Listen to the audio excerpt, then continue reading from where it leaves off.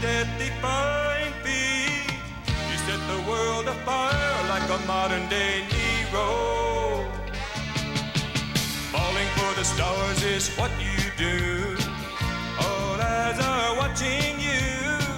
Get it right, you'll be a Hollywood hero. The special effects man was going to take and hang me out over a cliff about 30 foot high and stampede a herd of cattle underneath me. I see pictures now with a list of 12 stuntmen. It's a very exciting profession. He says to me, he says, "You gonna wear a parachute, Dick?" I said, "No, I can't, because I've got this jumpsuit on and I can't, I can't hide it anywhere." And I said, "Why?" And he said, "Well, I'm not gonna wear one either." Well, I gotta tell you, that scared me. Stuntman Action Review. No 9 to 5 for you. Stuntman Action Review. Nobody knows what you're going through. Nobody but you.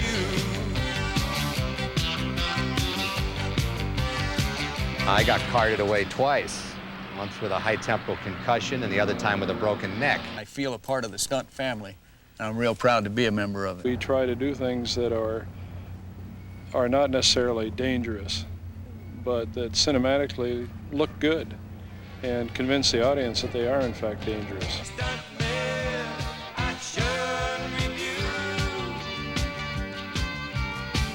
Nobody knows what you're going through. Nobody but you.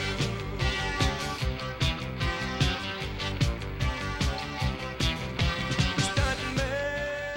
I'm Robert Duvall. A good friend of mine, Richard Farnsworth, is the host of the program you're about to see. He's a wonderful actor and is featured in such films as The Natural, Rhinestone, and End of the Night.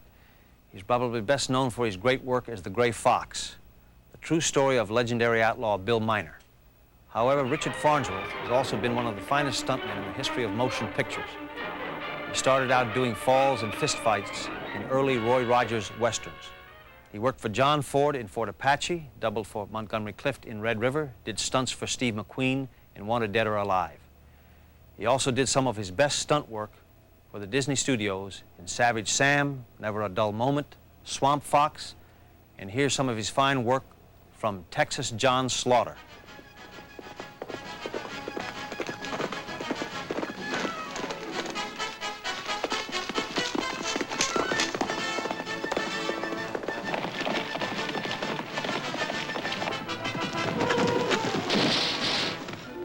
As a stuntman, he was dedicated, hard-working, respected, and he always did his best. He's the same way as an actor, and I'm proud he's my friend. Ladies and gentlemen, Richard Farnsworth. For an awful lot of years, I've been part of a real special family, the stunt family. I've worked with some real wonderful, talented, and dedicated people. A lot of the work was kind of dangerous and difficult, but it takes a special kind of person to do the stunts and the gags that made the movies and the television shows what they are today. Our stunt family has probably spent thousands of hours out here at the old Paramount Ranch, Southern California. The picture business has been pretty darn busy here since about 1921. All these hills and the trees and the streams of water and the old western town down there, they probably been photographed more than Mount Rushmore. So you can imagine how many stunts have been done out here, and more falls than Niagara, that's for sure. We're gonna tell you quite a bit about our stunt family and show you some exciting scenes that ought to keep you on the edge of your seats for quite a while. I've been real proud to be a member of this stunt family, and right now, let's all ride together into the wide, wide world of stunts.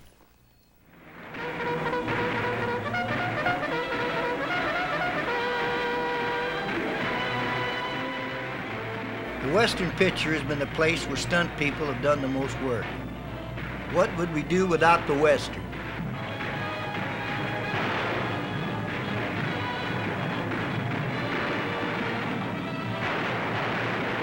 Errol Flynn was backed up by great stuntmen in picture after picture, including the Santa Fe Trail.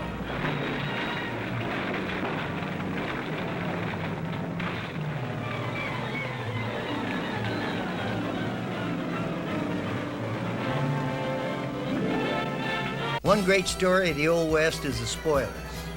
It's been filmed 5 times. Now, here's some of the incredible fight scenes from the first version in 1914 with William Farnham and Tom Sanchi. It's still talked about today.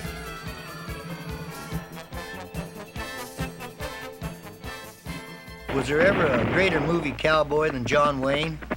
Probably not. 2 stuntmen did most of the doubling for Wayne over all those years. Yakima Canutt and Chuck Robeson. Here's some action by Wayne and Canutt from The Man from Utah.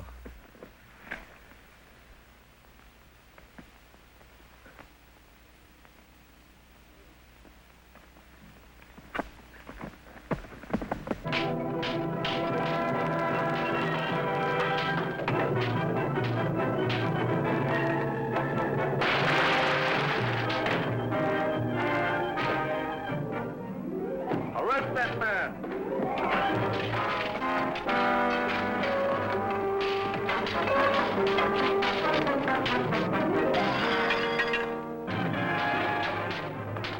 I feel your fall will be as spectacular as your rise.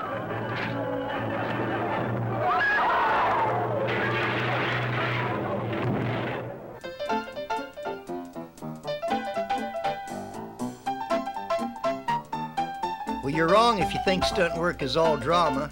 Some of the best is found in comedy with zany chases, hanging on for dear life situations, and wild aerial stunts.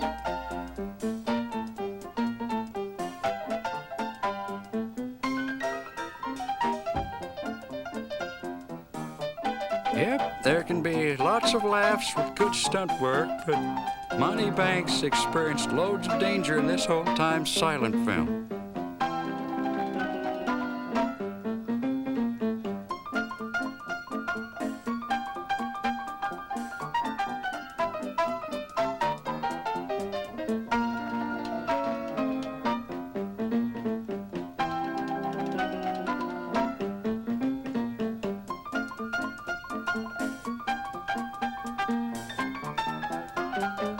This looks hard, and it was, but his timing and skill were what made it hard.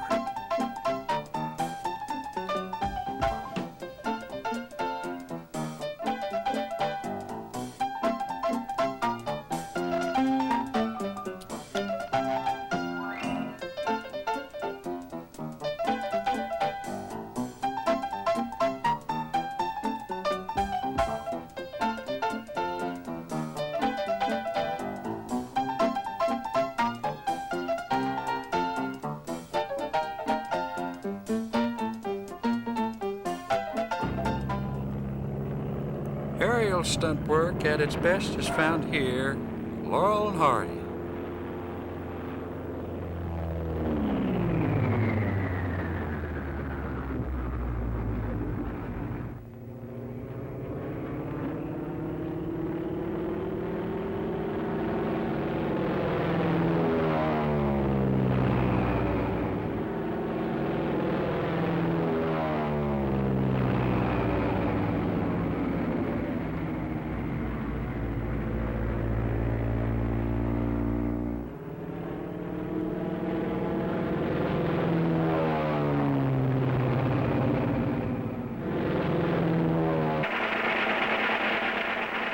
Mascot Films was a wonderful source of work for actors and stuntmen back in the 30s.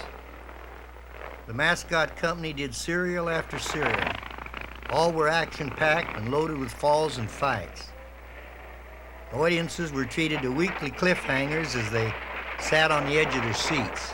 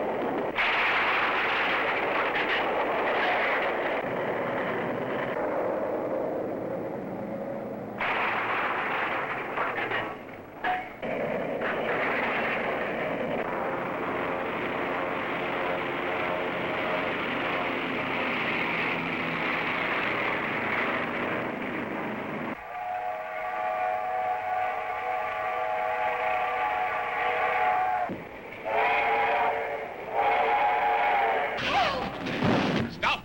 Unhand that woman!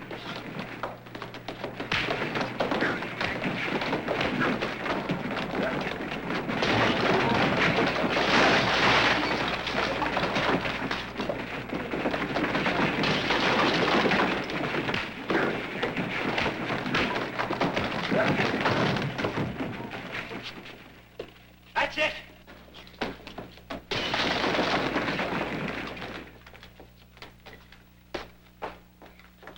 That's it! Cut! Print that one! You know, I've worked with a lot of actors, and there are a few who occasionally tackle a stunt or two, but I'll tell you this, when the chips are down, it's the stunt people who these actors fall back on. Our stunt family is there with their costumes on and they're ready to take a fall, jump through a window, ditch an airplane, or do whatever else is needed. A good example of a great stuntman is a fellow who's been around since 1919, and he's still working at it. Harvey Perry. All my life I've been doing stunts. I was in vaudeville and circus and so forth. And I came down to Los Angeles not knowing anything about pictures. I went over to Max Sennett's, worked over there, and I knew quite a few of the fellows from the circus that were in there.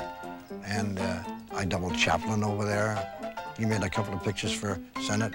Harold Lloyd made a couple of pictures called Lonesome Luke at that time. And I got in with Harold. With all of them, all the girls and everything else. I worked with Buck Jones and Tom Mix, Bill Farnham, William Farnham and Dustin Farnham, Bill Russell, Jack Hoxie. Did a lot of horse work, although I wasn't a great horseman. I had a lot of guts. And so I got a chance to double women because I was small, double Shirley, and just got around to do things. And I figured, well, heck, I'm working here for $30 a week, working 16 hours a day sometime. Why don't I quit this and do stunts? I can get $35 to turn the car over, or $1 a foot for doing high falls. So this is marvelous. So I quit, and so I started doing stunts. I doubled all the midgets. Humphrey Bogart, Peter Lorre, James Cagney, you name them. I even doubled a guy over there that made pretty good in Washington. I think his name is Regan, Ronald Regan. Yeah, I did some car work for him over there, too.